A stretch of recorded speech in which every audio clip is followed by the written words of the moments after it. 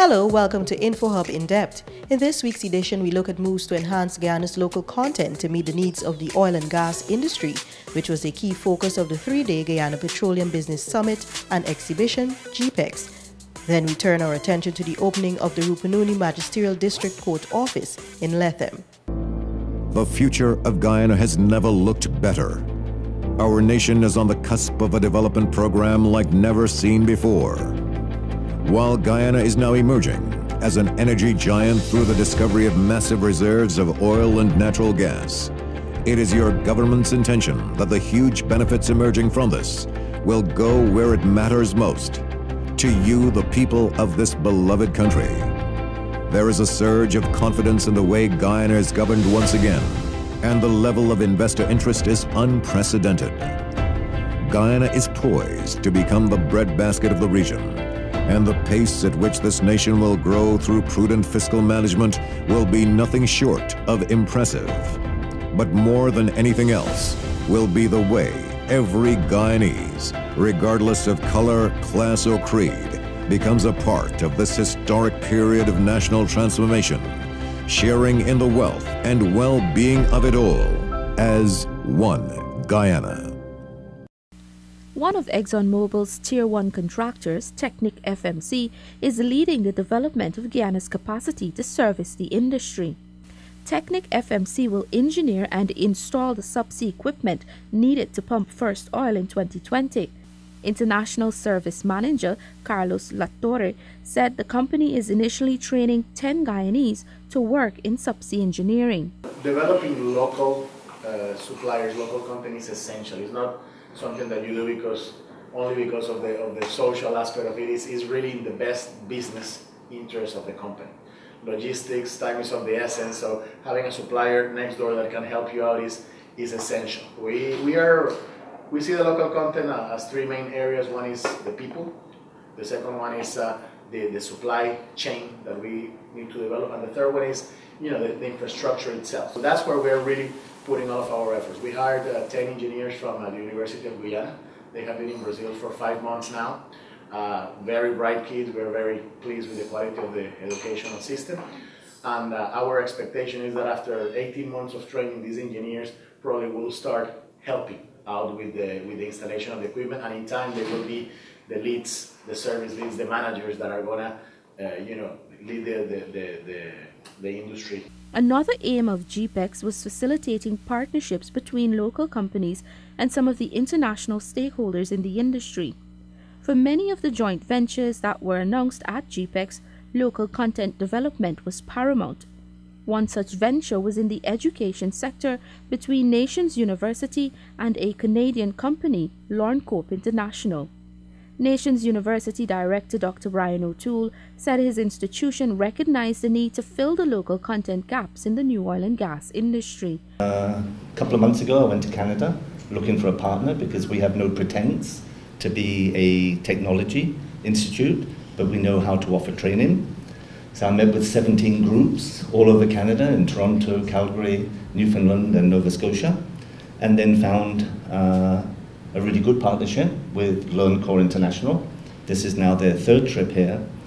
So the idea is that they will bring the expertise, and Lucia will tell you a lot more about that, but that our contribution will be knowing how to offer training at a price that's affordable to the Guyana pocket. So we're very excited about these possibilities and feel that it's a very opportune time to develop local content in this industry. Lancope CEO Lucia McIsaac explained that her company has been actively providing training for the oil and gas industry for 20 years. Some of the countries that we've had trainees from or we've taken our training to include Angola, Russia, Italy, the United States, Malaysia, Papua New Guinea, the United Arab Emirates, and locations in Canada. So I think we've got the background in oil and gas training. We looked at Guyana as the new oil and gas hotspot. We looked at Guyana as an opportunity for us to expand, but we also looked at what is the best way for people to receive training, and that's in country. So back in September, as Brian made reference to, we made a couple of trips in the fall We scouted out the companies that were here. They were scouting us out at the same time. We found that Nations has such a strong reputation here in Georgetown that they would be a good partner for us. They have a reputation of bringing training to the people where there's a gap. And we've heard a lot today and over the last couple of days at the conference about people that are looking for training in the oil and gas industry. We've got a wealth of knowledge in that. And as we do our homework and as time goes on, we're going to roll out a series of training programs, most of them technical. They'll all have safety aspects to them, but they'll all be for specific career opportunities in the oil and gas industry. So we hope that it'll be a good response from the people here. It'll take some time. First, you'll have to be able to do the classroom training, and then as we get our vocational training institute kind of kitted out with some of the equipment that we need, we'll be able to do some more hands-on training. We're in this for the long haul. We've formed this strategic alliance and partnership, and we see that after a number of years, LearnCorps will make an exit at a sundown, and we'll leave it in the capable hands of the people of Guyana to train the people of Guyana. Also announcing their joint venture partnership at GPEX was leading local business National Hardware Limited Guyana. The company has partnered with Trinidad's Concepts and Services Company to form Guyana Oil and Gas Support Services. Director of National Hardware says the aim of the venture was to promote local content. That is our main objective, to see how much support services we could provide to the operators here using local resources.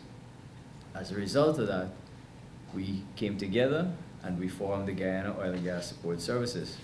Now, my part in this is to bring National Hardware's expertise in safety supplies, PPE equipment, construction materials, tools, and also logistics into this marriage. Now, for Concepts and Services, I would let Damien talk a little bit about the expertise and skill set that they bring to the marriage. Pandora Energy, another joint venture, revealed that GPEX is also keen on local content development. Pandora Energy is a newly established indigenous Guyanese company that has been formulated to serve the gas and oil industry. We have partnered with Safe Work Solutions from Canada and also Coastal Management Systems from Canada.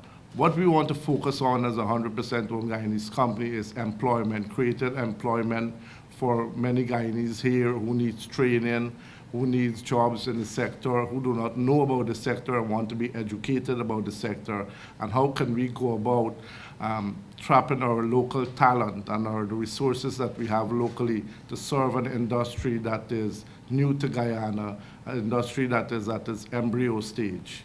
So with that in mind, Pandora Energy was formed and want to serve our people and our country together with our foreign partners. Exxon Mobil is the strategic manager for GPEX. Country manager Rod Henson noted capacity building will ultimately benefit Guyana. Building their network of other experts in the industry we think is really going to be beneficial, and it's going to help us as we go forward through the years to accelerate the capability here in Guyana. Consultant Anthony Paul is assisting the Ministry of Natural Resources develop a local content policy framework to ensure that Guyana's capacity is effectively developed within the oil and gas industry. One of the things that is so important to countries like Guyana is this thing called local content. The local content really says governments, and I gave an example yesterday for the Guyana contract, governments receive royalties and taxes from the revenues that oil companies generate from selling the oil. So if you think of Guyana, for instance, let's say Guyana's oil is sold for $100 million, whatever period. Out of that, Guyana as a country receives 2% in royalty. That means $200,000. Yeah? Out of that, the remaining 99 point whatever million, 98 point whatever, the 75% goes to the company to pay for all the goods and services that are provided for it. The remaining 25% is split half and half. So the Guyana government gets 12.5% of the remainder, plus the 2% of the initial amount. Yeah? Now, if you think about that, it means 75, 12.5, 12.5. It means the government share in taxes is 1/6, if you do the math, of what is used to pay for goods and services. 1/6 is 16.7%. Right?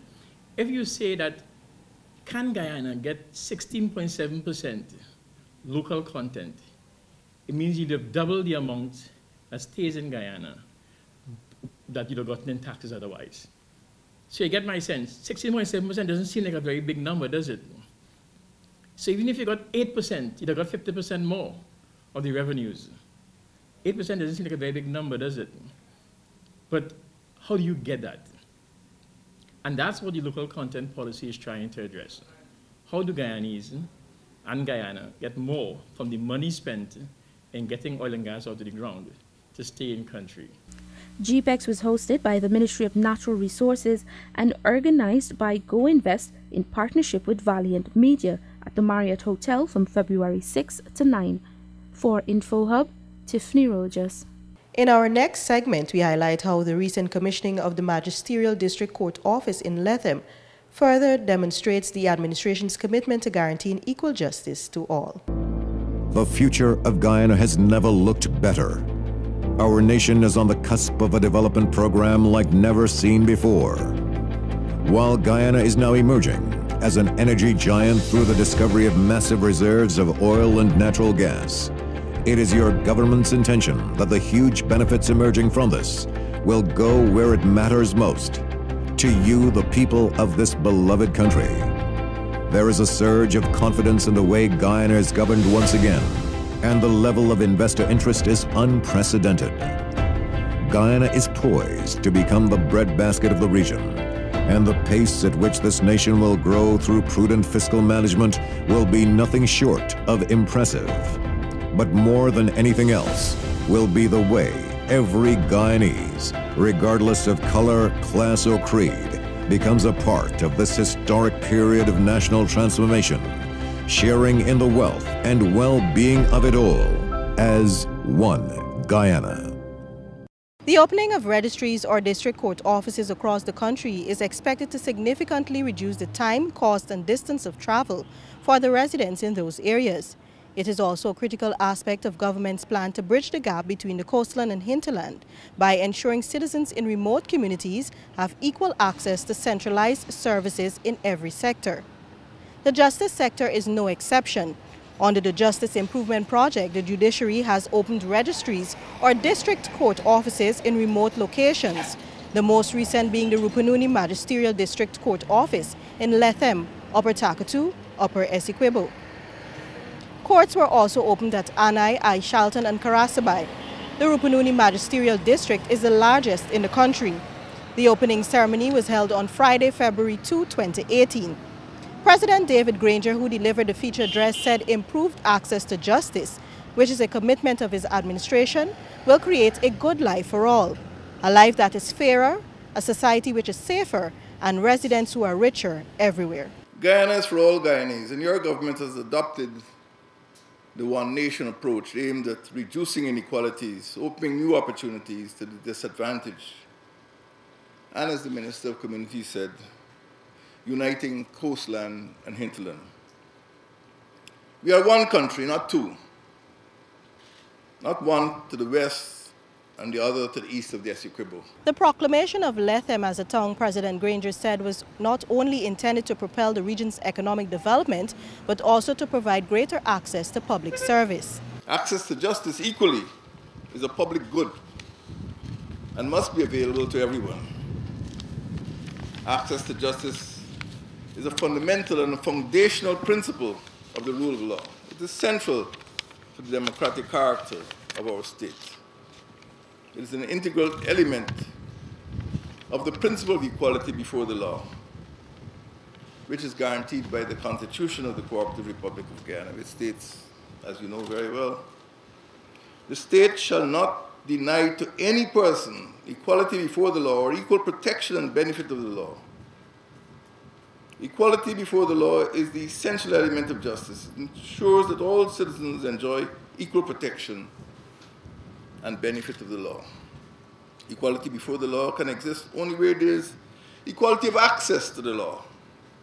The absence of such access deprives citizens of equal protection and benefit of the law. In this vein, Minister of Communities Ronald Bulkan assured those gathered that the opening of the district court office brings the administration one step closer to bridging the gap between coastland and hinterland. Information provided tells me that currently it takes more than 6 hours to travel from Achiwib to Letem, and approximately 6 hours from Letem to Kurupakari. From either of these points, therefore, it requires at least 6 hours to get to the nearest place of justice, and that being not a high court. A comparison with conditions in the coastland, however, shows a gross disparity. For this same travel time, 6 hours, one can get from Crabwood Creek to Charity. Along the way, however, one would pass 17 magistrate courts and 3 high courts, and that excludes the courts in Georgetown. Admittedly, the population density is not the same, but I think it gives us an idea as to the disparity that exists on the coastland and in the hinterland. The commissioning today of the 2 new magisterial districts that we've heard about would benefit persons down south as well as up north. Similarly, a resident of Taushida, for example, would not have to contend with the additional 3 hours commute to Letem. Acting Chancellor of the Judiciary, Justice Yonit Cummings Edwards, highlighted the numerous challenges in the region as it relates to the dispensation of justice, which will now be alleviated. The magistrate's court was held in the police station in a room that was 10 by 10. And the magistrate, the lawyers, the defense lawyers, the prosecutors, the prisoners, and everyone assembled in that room for justice. His Honor, Justice Carl Singh, when he became Chancellor, decided that that could not be good enough for the persons or the residents of this region. And so he, as the good scout as we call him, got land here, right here in Letem, and the Supreme Court was able to construct this building, this beautiful edifice. Before, when Guyana Airways was in operation in areas like Monkey Mountain, the magistrate will come in on the flight, and 30 minutes before the flight goes back, within that period, he or she will hold court, and they go back to Georgetown. Could that be justice in the circumstances? If they didn't get that flight to go back out, they will have to stay until whenever another plane will come in. And persons, it wasn't only on the magistrate side. Justice is not one-sided. Justice has to be for both sides. Residents of the region, persons coming all the way from Karasabai or even Aishalton, most of the time the court will be held here in Letem, and they will have to travel sometimes 2 days just to get to court.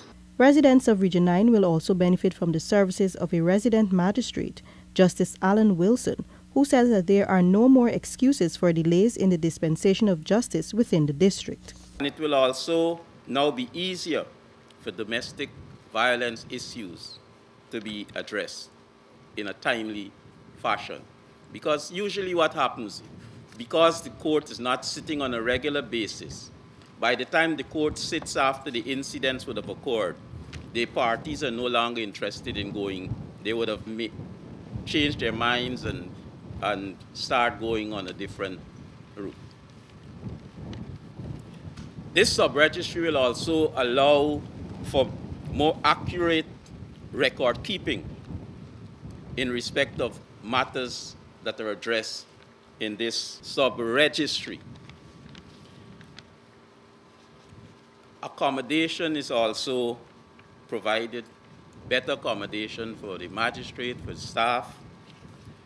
And this means that we are now better positioned to adequately provide services within the region that previously could not have been accessed.